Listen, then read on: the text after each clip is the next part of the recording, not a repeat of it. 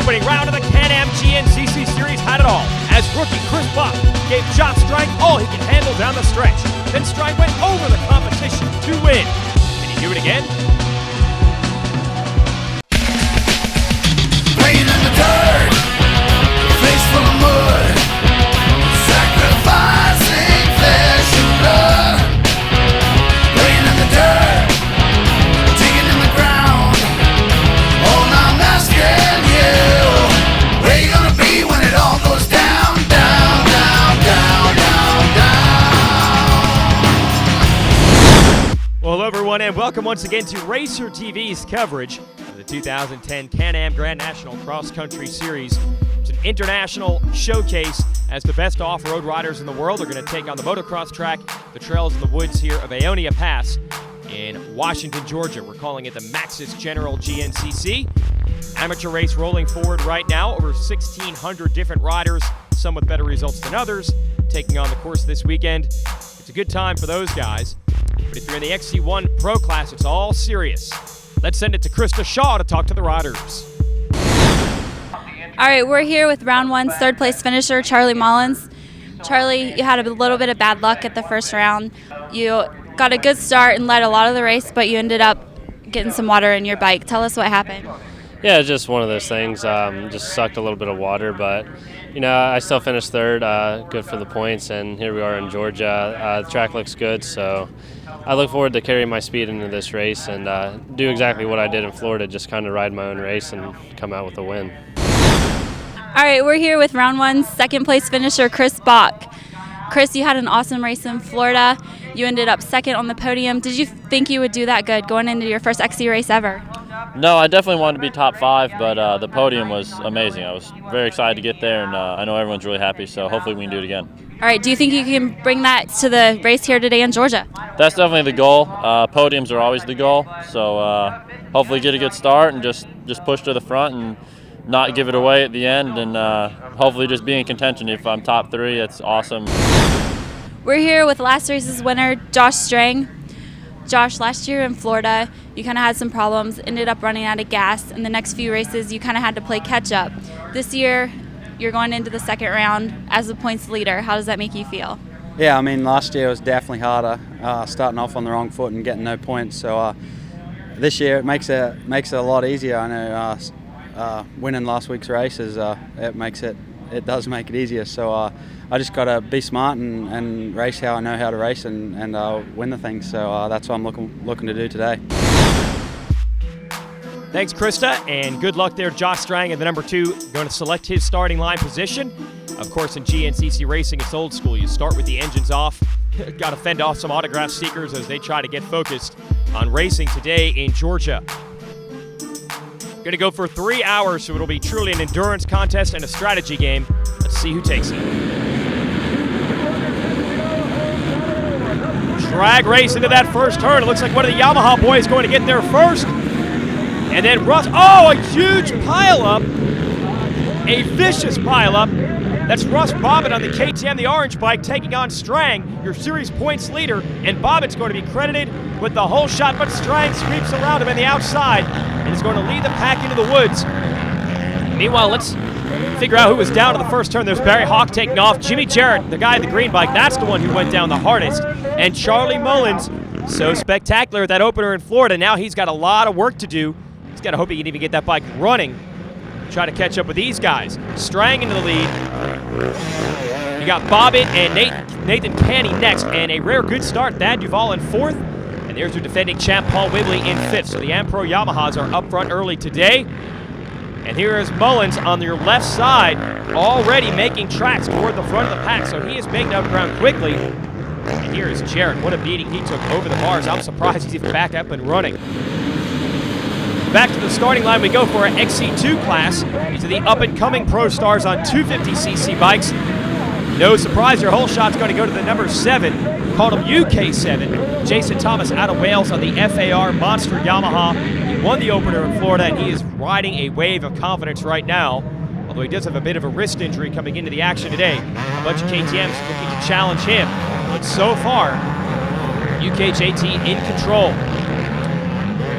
Check out the XC2 class in the woods. Look at this. Brad Backen has taken over the lead on the number 67. You got Stuart Baylor in the hunt as well, and Caleb Russell on the number 1 bike, Jesse Robinson 4. So what happened already to Jason Thomas? There he is. Lost a couple of spots, so they're bringing the challenge to him today. And they're doing the same to Strang, who leads in XC1. But look at the KTMs of Bobbitt and Canny, who are good buddies on and off the racetrack. They're in formation along with Thad Duval. And there's Ribley, and look at Mullins moving up from that first turn crash. We'll go back to XC2. Brad Backen still leading the way. Stuart Baylor, there he is, 15 years old, right behind him. It's 2 strokes getting the better of your champ, Russell, who is back to 3rd. He's got Scotty Watkins behind him in 4th. Look at the challenge here on Strang. Yeah, he's got the lead, but here comes the cavalry. Canny keeping him honest. Duval, Russ Bobbitt, Whibley.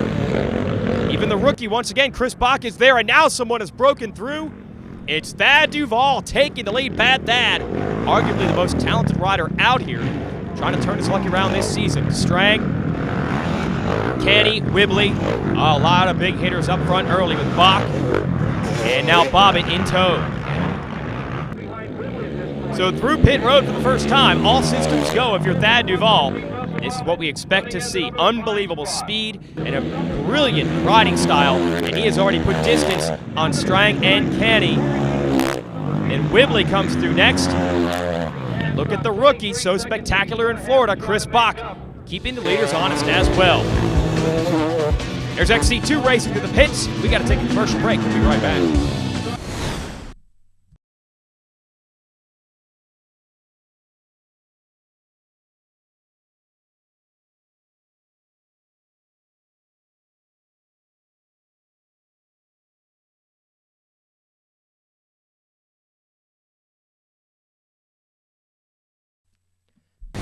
Racer TV is brought to you by Can-Am and by Rocky Mountain ATV MC.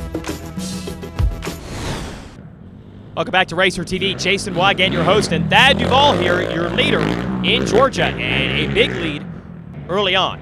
And his teammate Paul Whibley up to 2nd, so good run so far for Ampro Yamaha. Then you got Bach pushing Josh Strang back another position, so the race is on today. No one is going to just let Strang have it. Then you got Mullins, rough ride trying to move forward. And our first look today at Corey Buttrick, young rider out of Ohio, a rookie in the big class. And that was the position this man, Duval, was in last year, a rookie, and he had a terrible season. All sorts of bad luck, crashes, injuries, bike problems. He's firing today, though. A classic Strang versus Whibley battle, brewing for 2nd. Whibley holds on. Looks like Strang has gotten back around Bach. And then Canny just kind of waiting and watching behind them. So a lot of racing, and everyone's just kind of feeling it out, except for Duval, who will go all out all the time. Speed is not even an issue at all, but he's got to get that bike to the finish line, which he was unable to do most of the year last year. Canny has moved to 2nd in front of Whibley, then Strang, now Bach. And these guys are just going back and forth, learning lines, figuring each other out, while Duval, well, he's not holding back or figuring anything out. He is giving it everything he has. Duval loves to run that bike low in the RPM range. There's Strang up to 2nd now, and Canny wheeling out of that corner, trying to get away from Whibley and Bach.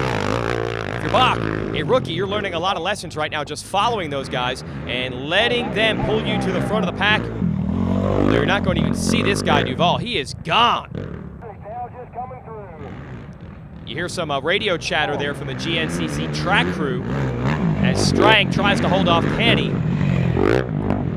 And there is Whibley back there. Whibley won the championship last year on the Geico Kawasaki, and this year switching to Ampro Yamaha, and hasn't had much time to get used to that bike. So it's expected to take a couple of rounds for him to get going. But obviously the bike works well because his teammate Duval is making tracks on the Aonia Pass motocross course. And just continuing to pull away. Nice little scrub over that jump. And when you run a 3-hour off-road race with about 1,000 riders out there, you got to prep the track a little bit differently. You got to keep this thing hard packed so it doesn't get too rutty. So there's not as much traction as you'd see in a typical motocross race. The guys have to kind of roll the corners and the jumps. Also, honestly, it's a good place to rest, because in the woods you are just pounding, like Duval is doing right now, up on the pegs, trying to keep his feet from getting stuck in those ruts. Oh, looks like Whibley has struck back on Strang, got back into second, so this is much more the Paul Whibley we expected to see at the opener in Florida. Canny not too far back, and Bach as well, though Bach got jacked up by one of the slower riders. Gotta admit, these guys are racing as well in their own class, and look at how much lap traffic they have hit now. The Strang and Whibley battle being fought while they pass amateur riders who are out on the track at the same time. And Duval here, your leader, dealing with the same thing. So far, so good for Thad Duval. He's got a nice lead built up. Strang has got a track in front of Whibley. You got to think these two are going to push themselves toward the leader. Stay tuned.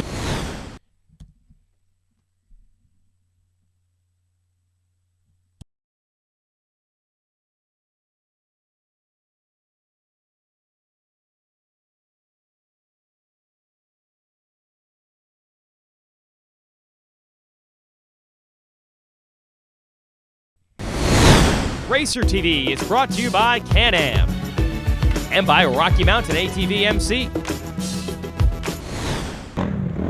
Thad Duval continuing to pull away here in Georgia, and that's an encouraging sign. Looks like Josh Strang up to second now, and he has shed himself from that battle with Paul Whibley. Here's Whibley, must have made a few mistakes because he has dropped a ways back to third. So Strang is free to go after Duval, who's now in the pits. Don't panic, folks. This is just part of the racing game. You got to refuel, and they've got about 8 Yamaha technicians making sure that bike is running right, and right in front of them, he stalls it. Don't worry, his electric start, and no problem still for Thad. Strang now breaks into the pits. FMF Makita Suzuki team, that's his mechanic Chris Wolf on the left, the team manager Shane Nally on the right, and Lori Smith, that's the lady in there. She's the wife of Rodney Smith, the 5-time GNCC champ, and they help train Strang. And you know what she's telling him? All that training's about to pay off. Second half of the race, let's see if Strang can run Duval down. Nate Canny in the pits, that's going to allow Whibley to sneak back into third. And Canny is in and out. Good to see Duval running like this after such a disappointment. Whoa, wait a minute, foot off the peg on that jump. And then he dabs again. Now that's old school bad Thad Duval. Fast, but prone to mistakes and crashes. Got to try to settle down. You know Strang is going to try to take the challenge to him and put pressure on. Strang and this guy Whibley have been through these drills before. They know how to go fast at the end of the 3-hour races. Man, Duval is fun to watch though. So much talent. Just kicking that bike sideways a little bit, kind of like I meant to do that, not bothered by it at all. Strang able to pick a little bit smoother line up that hill. Back at XC2, looks like Jesse Robinson is leading Caleb Russell. We got to go to our Rocky Mountain Spotlight. Be right back. All right, this is Bob Santherson, number 35, XC1 Pro Class. Today I'm here talking to you about the Lex MXE exhaust that I have on my KTM 450. Lex MXE slip-on silencer with mid-pipe. Fully tunable exhaust system allows the user to change from a race exhaust to a forest-friendly silencer with just 3 bolts. Engineered to improve torque and acceleration with an increase of up to 4 horsepower on some machines. Lightweight design saves up to 3.5 pounds over the stock exhaust. A 46mm race tip is included for closed course competition, as well as a Forest Service approved quiet course sparkbuster insert that brings sound levels down below 96 dB. Optional tuning exhaust, 34mm and 40mm tips and optional screen type sparkbuster are available and sold separately to allow user to further tune power and sound characteristics. Constructed of lightweight 6061 T6 aluminum and durable 304 stainless steel, available for both motorcycle and ATVs. That was your Rocky Mountain product spotlight. For more information and to purchase the exhaust, log on to RockyMountainMC.com. Well done, Bob, and look at this. Josh Strang in the lead. So what happened to Thad Duval, and how far back is he? He's back in second here. Well, that's, like we said, that's what can happen with the kids when you get them loose out front. They go fast, and sometimes they go down. Whibley is in third. So how about that? Beginning of this race, all these riders were challenging Strang, and now, late in the game, he has pulled away. Nice job still by Bobbitt. Oh, he's got the XC2 battle right behind him. Looks like Russell now into the lead in that class. So is the 254 stroke beginning to take back over? pointing out lines from Strang through the mud, no problem. Good job keeping his feet on the pegs. That is the key here off-road. You want to keep that center of gravity as low as possible. Ride the bike the lowest portion of it you can. That's through the pegs, not the seat or the handlebars. Save a lot of energy. Brilliantly played there by Nate Canny. Feet on the pegs the whole way. Still, though, he's got to get around some lap riders. Strang is headed toward the motocross track. Nice move to get around that rider. And he's just got to stay mistake-free. I don't know if Whibley's going to have enough time to reel him in. Whibley, a few mistakes midway through. He's lost ground. Same with Canny. They're really going to have to ratchet it up to challenge for the win. Chris Bach, another solid run in fourth. Strang takes a look over his shoulder. He doesn't see Duval back there, and neither do we. We now hear Duval is out of the race after that big crash. Hit his head, and he's just all sorts of beat up. So, man, the bad luck continues for that. And I know the racers like to say you make your own luck, but today he crashed. There's been a lot of other races where he has been up front like that, and the strangest things have happened to the bikes. Nate Canny in third, Paul Whibley in second. They are the lone challengers for Josh Strang. Can they get him? Stay with us.